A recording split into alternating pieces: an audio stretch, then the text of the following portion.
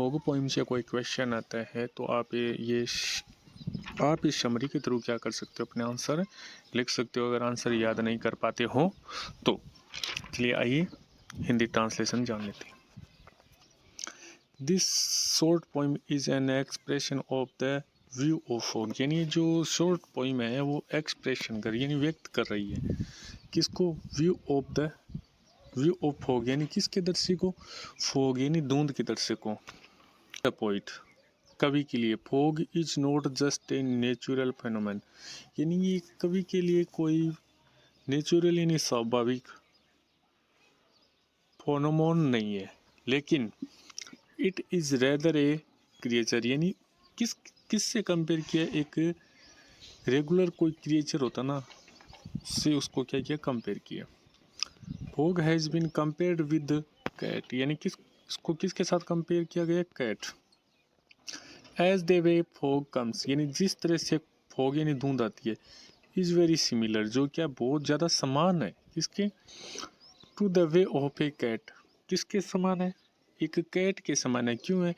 Fog और cat का आने का जो तरीका है वो क्या है, सेम है। एज ए कैट वॉक, जैसे कि एक बिल्ली चलकर आती है, साइलेंटली एकदम शांति से, ऑन इट्स स्मॉल फीट, यानी उसके जो छोटे छोटे पाँव होते हैं ना वो, द फोग ऑल्सो, और जो धुंध है ये भी,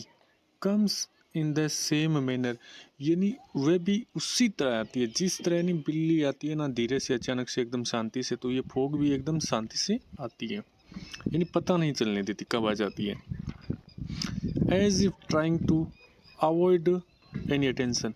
एज यानी जैसे, इफ यानी अगर, ट्राइंग टू अवॉइड यानी हम अनदेखा करने की कोशिश कर रहे हैं, एनी अटेंशन यानी कोई ध्यान, फोग्स प्रेजेंस फोग की उपस्थिति, over and around a city, यानी एक शहर के ऊपर फोग यानी छाई हुई है, धुंध छाई हुई है।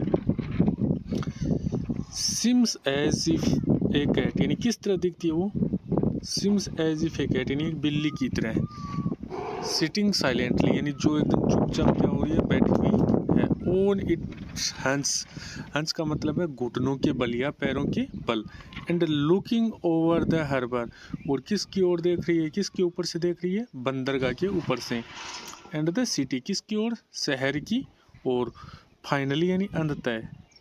When fog leaves A city, यानी फॉग